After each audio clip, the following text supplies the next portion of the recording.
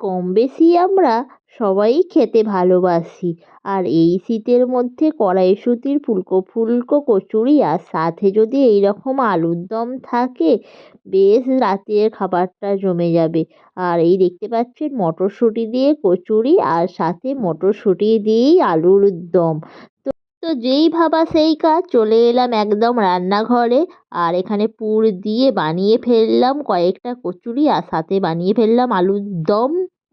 তারপর রাতে সবাই মিলে একসাথে বসে গরম গরম কচুরি আলুর দম আর সাথে এই শীতে গুড়ের রসগোল্লা বেশ জমে গেল। নমস্কার, কেমন আছেন সবাই? সঞ্চিতার ডেইলি লাইফস্টাইল ব্লগে সবাইকে অনেক অনেক স্বাগত। আর আমি সঞ্চিতা চলে এসেছি আপনাদের কাছে একটা ডেইলি লাইফস্টাইল ব্লগ নিয়ে।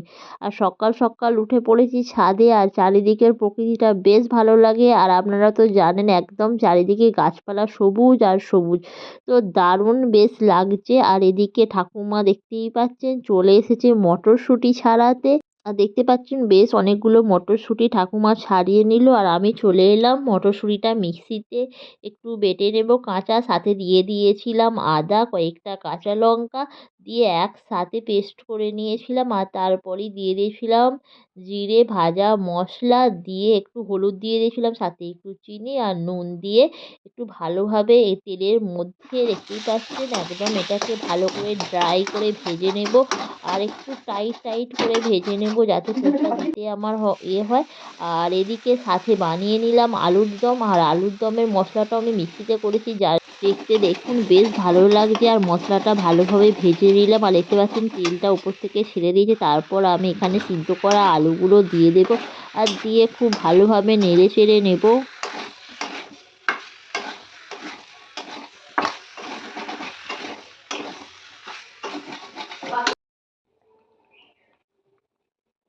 আর আলুর দমের মধ্যে দিয়ে দিয়েছিলাম মটরশুঁটি। দেখতেই পাচ্ছেন মটরশুঁটির একটু ঝোল ঝোল করব, বেশ ভালো লাগে একটু ঝোল ঝোল করলে, আবার পরে তো বসেই যাবে। তো দেখুন আলুর দমটা মোটামুটি রেডি হয়ে গেছে, আর দেখতে বেশ দারুণ লাগছে। তো কারা কারা এরকম আলুর দম খেতে ভালোবাসো একটু কমেন্ট করবে। আর আমার তো ভীষণই ভালো লাগে আলুর দম খেতে। তো এদিকে আমার আলুর দমটা হয়ে গেছে, আর চলে এলাম ময়দাটা মাখতে। আর এদিকে ময়দাটা মেখে আমি গুচি কেটে নেব, আর গুচিটা কেটে নিয়ে তার মধ্যে আমি ছোট ছোট কটোরার মতো করব, করে আমি পুরটা ভরে দেব। আর দেখুন বেশ সময় সাপেক্ষ কিন্তু বেশ ভালোই লাগে। আর শীতের মধ্যে একবার কচুরি না খেলে হয় বলুন? আর একটু ঝুঁকি, কিন্তু খেতে বেশ মজা লাগে। আর মটরশুঁটির কচুরি, মটরশুঁটির পরোটা খেতে বেশ ভালো লাগে। আমার তো বেশ ভালো লাগে। আর সবথেকে বড় কথা, মানে যেদিনকে হয় সেদিনের থেকে বাসি খেতে আমার তো আরও দারুণ লাগে। আর দেখতে পাচ্ছেন আমি বেশ অনেক কতগুলো করছি, আর করতে করতে কত রকমের কথা বলছি যে যদি না মানে করতে পারি তাহলে তো আর খেতেই পাওয়া যাবে না, তাই না? আর ওদিকে পুরগুলো আমার ভরা হয়ে গেছে, আর দেখতে পাচ্ছেন বেশ কতগুলো আমি বেলে নিলাম। আর বেলে নিয়ে এদিকে তেলটা ততক্ষণে গরম হচ্ছে। আর তারপরেই দিয়ে দিলাম আমি কচুরিগুলো, আর দেখতে পাচ্ছেন কত সুন্দর একদম বেলুনের মতো ফুলে উঠেছে, আর দেখে বেশ ভালো লাগছে।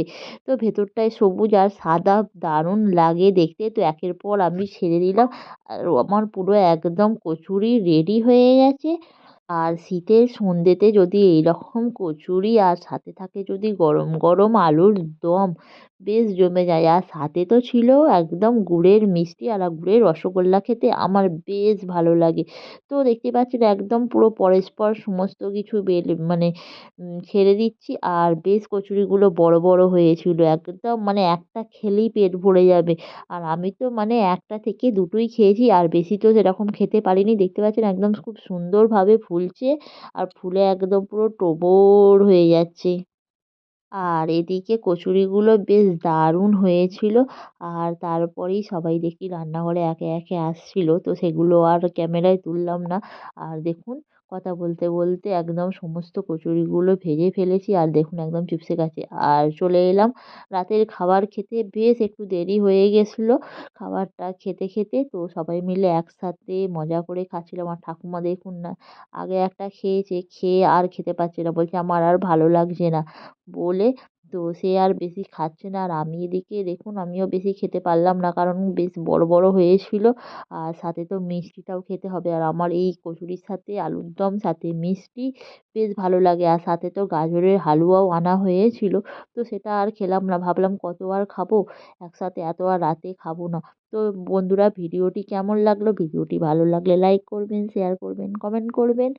আর দেখা হবে নেক্সট ভিডিওয়ে। Tata, bye by.